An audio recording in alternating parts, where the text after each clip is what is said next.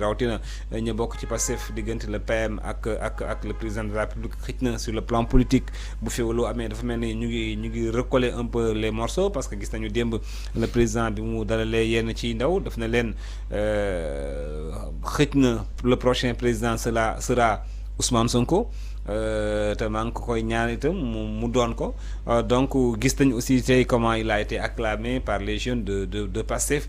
moom Bassirou Diomaye Faye dafa mel ni itam voilà am na kenn yenn ci image yi nga xamante ne ñu koy projeté noonu dafa mel ni jamono ji quand même ils sont en train de tourner une page sombre bi nga xamante ne xawoon na heurter un peu les esprits. Ben je dirais pas forcément les choses comme ça xam nga man analyste là donc yooyu dama koy bàyyeeg ay émotions ak yu mel noonu mais je trouve que vraiment daf ma yéem man que dans un pays normal war a fonctionner normalement que président ak premier ministre war a mën a liggéey li ñu war a liggéeyal askan bi man noonu lay analyser tey jii est-ce que Diomaye mi ngi nekk di def liggéey bi mu war a defal askan bi parce que même s'il est président il doit être au service de l'État.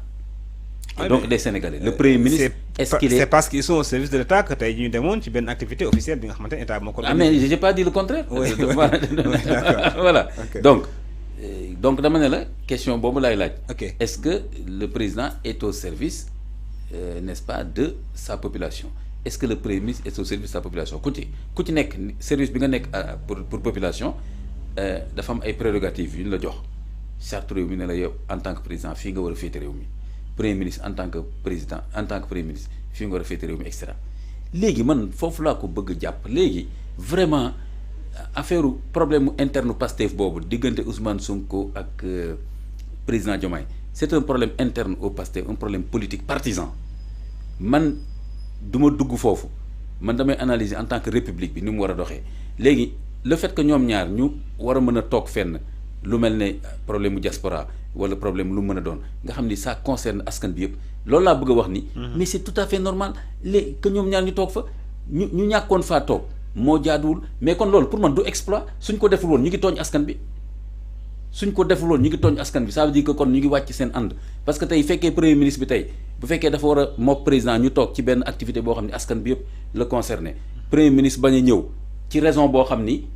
jaaduwul. ci fonctionnement république bi ak primature ni mu war a fonctionner. gis nañ fi ay absence au conseil des ministres yoo xamante ne peut-être les explications n'ont pas tellement convaincu aussi. oui mais jaaduwul comme keroog ni ma ko waxee quand j'ai vu un intellectuel ci benn plateau ñuy wax affaire est-ce que Ousmane Sonko ni mu demee Dubaï xaw ma ñëwaat est-ce que jaar na yoon est-ce que y a pas eu de communication de la primature mu ne oui Ousmane Sonko dina dofloo nit ñi parce que duñu xam lu muy def ak mel na ma ne ko mais ça va pas non qu'est-ce que cela veut dire ça. Un premier ministre doit avoir un agenda transparent planifié buy demul comme voyage du voyage privé kenn waxu fi ne voyage privé la kon on considère kon voyage kii la officiel mais voyage officiel dañ ciy communiquer dans tous les pays normaux du monde léegi na man li may ragal fi mu nekk nii dafa mel ni Sénégal léegi ñu ngi ko bëgg a def benn dëkk boo xam ni c'est-à-dire lu nekk mën na fi xew mais toujours di nga dégg benn waay ba nga ne oui mais man suñu nee mais rek ma découragé oui mais mooy lan nañ ko teg ci yoon. donc da am ñoo xamante ne dañuy jéem a justifier lépp. mais voilà mais c'est très grave amul lu ñu fi war a justifier te loolu ñiy jéem a justifier lépp attention. loolu moo ci dangereux ñiy jéem a justifier lépp ñu ko justifier par rapport ak ñoom benn nit buñ jàpp ne war nañ ko nangul lépp république du fonctionner noonu man foofu lay analyser république du fonctionner noonu loolu sa digganteeg nit ki bu la neexee nga jël milliard may ko bu la neexee ca pas nga yaa xam. mais dama ne li ñëpp bokk muy république bi bul fàtte ni moomuloo république bi tu es au service de la république da nga dem laaj ay carte gënuloo nit ñi gënoo leen yow ëppoo leen xam-xam amul dara ngaa politique ba nekk ci position boobu kon la moindre des choses mooy nga bañ a fàtte saa su ne que tu es au service de la population léegi nag bu nit ñi demee nag ba jàpp ne yow nit ñi sax ñoo war a nekk ci sa service boo sëqatee sax ñu ne waaw kan moo ko laal boo jalgatee ñu ne woy moom mën na jalgati mais c'est très grave pour une république donc loolu laay wax ni le fait que Sénégal toll foo xam ne tey jii bu ñu defee li gën a normal ci république président def li gën a normal premier ministre def li gën a normal ci ay wareefam sax nit ñi daal ne alhamdulilah affaire baa ngi dox nit ñi bëgg ay seytaane rek ñoo bëgg dox seen diggante loolu waxu cuune la c'est-à-dire que on doit être exigeant par rapport à notre république et par rapport, n'est-ce pas, aux prérogatives des uns et des autres, à commencer même par le président. Le premier ministre waxuma la sax nag premier ministre ak keneen. li nga wax ni comme ni nga xamee ni tey président ak premier ministre ils le sont eux-mêmes. Ils le sont eux-mêmes. tey jii moo jëlee ki nga xam ni presque am na ñoo xam ni kenn du ko laal xam nga ne maa ngi lay wax keroog fii ki wax ne par exemple Ousmane Sonko balaa muy ŋaang sax ñun li mu wax gëm nañ ko ma ne la loolu nekkatul politique ñun politique la ñuy wax c'est-à-dire li nga wax ak li nga jëf ci penc mi. dama ne même moom day wax ne lii ak lii laa bëgg ñu def ko ministre yi nañ def lii ak lii ku ko deful tamit sanction mën na la ci fekk wala lii ak lii ak lii waaw loolu mooy république bu normal. mais nag am na ñoo xam ni tey jii premier ministre bi tamit bu defee loo xam ni jaaduwul et cetera ñu ne oui mais te pourtant am na beneen ministre boo xam ne bu defee lu jaaduwul ñu dàq ko wala dara nga gis ne au contraire sax dañuy yéex nañ ko dàq wala dara parce que deful liggéeyam. Il faut ñu xam lu ñu bëgg le premier ministre Ousmane Sonko justement est-ce que nekkul di confirmer la mu waxoon sur le plan de l'administration man ak Bassirou Diomaye Faye son excellence le président de la République amuñu dara lu nekk suñu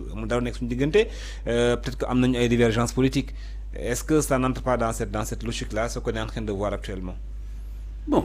Ou bien aussi am na ñu ne aussi est-ce que Diomaye voilà teggiwul tànk un peu parce que aussi am na benn tournée économique bu muy préparé Casamance et bëgg na cacher populaire bi aussi. ci yooyu c'est aussi. une non gisuma fa benn teggi tànk politique de. non gisuma fa benn teggi loolu waxu militant yi kii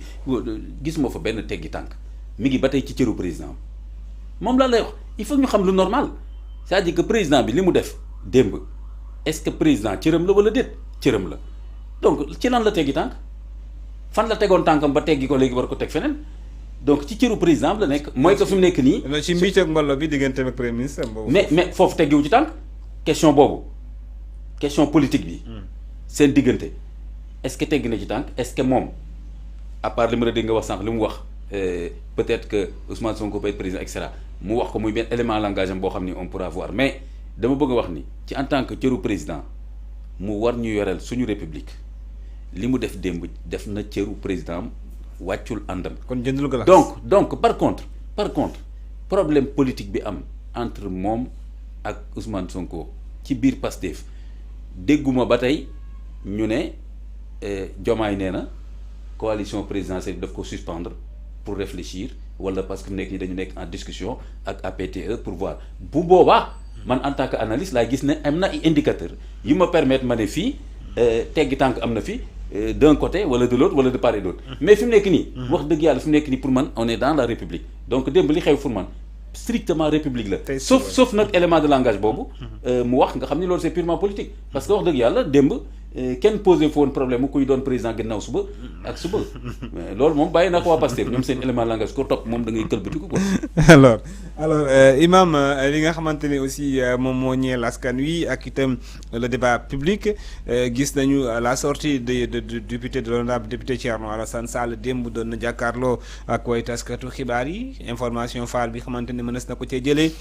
bokk na ci plainte bi nga xamante ne nam mën a kaa amal cette fois-ci ca diwaanu Espagne toujours jëm ci dossier ASER boobu nga xamante ne ba suñ jon yàlla tey noppeegu la leer ci bopp askanu Sénégal d'autant plus que déposé woon na une plainte je pense au niveau de Dakar ak itam sax jot nañ kaa entendre sur la question mais dafa mel ni fii il n'est pas encore satisfait en tout cas de l'évolution du dossier. waaw il me semble. man dossier boobu je pense mës ngeen ma ci laaj je crois fa mu ca tolloon daal ma dama ci amoon ñeewantal ci Thierno Alassane Sall. parce que je me suis dit que dossier boobu daf ko xam secteur am la mu xam ko gis ni daal leerul mu dox ci lu bëree bëri pour man épuiser ci sax temps bu bëri sonn ci bon xëy na dafa gis ne dëgg am na ci lu jaarul yoon xëy na xanaa moo ko jaral nii en ce moment mënoo ko wax. da ngaa jàpp ni temps bi mu ciy def dafa bari trop ci dossier bi ci benn dossier bii nii. waaw man de mais est-ce que jaru ko aussi bu fekkente ni xëj na luubal mën na ci am comme ni mu ko waxee parce que il a porté plainte contre X par rapport à des détournements est-ce que. je pense que dossier mi ngi Cour suprême fi mu nekk nii. oui. mais na toog xaar rek àtte Cour suprême c'est-à-dire que ni bien sûr que c'est toujours relatif de dire que est-ce que lim ci def bari na et cetera mais daal def na ci temps bu bari ak doole bu bari ak communication bu bari léegi man. je me dis que léegi comme nag léegi dossier bi dem na ba Cour suprême est-ce que jarul léegi rek mu toppatoo yeneen dossiers il y a tellement d'autres dossiers dans ce pays-là te xaar àtte Cour suprême ci dossier boobu. mais il y a tellement de dossiers. quand même moom on a pas nag de dossier mais aussi moom tamit daa mel benn dossier dong la topp di. voilà dafa gis naa ni mooy ci quoi. sur le plan stratégique j'ai l'impression que pour man erreur la daal ni mu ci concentré woo. Et c'est pas évident mu am ci peut-être résultat bi mu bëgg te man je crois que aussi résultat bi mu ci bëgg peut-être mais résultat politique d'abord mooy wane ni ñii dañuy wax ay transparence ak ay jubal-jubanti c'est pas vrai. xam nga loolu mën na ko may benn aura politique. wàññi doole ñii tamit ci wàllu li ñuy jaay nit ñi que ni ñoom dañoo jub nangam naa sax ñoo gën a jub ñëpp sax et cetera ay wax yu kenn xamul yooyu ay éléments de langage kese la mais de toute façon. Je crois que def na vraiment kéem kàttanam ci dossier boobu bu mu demee nag ba egg Cour suprême dem na fi sax Espagne moom. waaw nee na day dem Espagne pour porter fa plainte. te loolu yëpp sax man ba mu demee Espagne ba sax gisoon naa ni jaru ko woon comme député la dossier Sénégal la jaar na fi mu war a jaar yëpp ci institution sénégalaise yi ah léegi egg na ci combaxtalu àtte ci Sénégal léegi na concentré wu ci yeneen dossier xaar àtte boobu àtte bi mën na ko favorable moom. àtte Cour suprême mën na ko favorable en ce moment mu xam ne kon léegi mu ne Sénégalais yi lii laa doon wax su àtte bi favorable tamit mu gis ne peut-être recours war na mën a am wala léegi mu jaral ko léegi mu demaat ba Espagne parce que xëy na foofu am na ñeneen ñoo xam ni mën nañ apporter leneen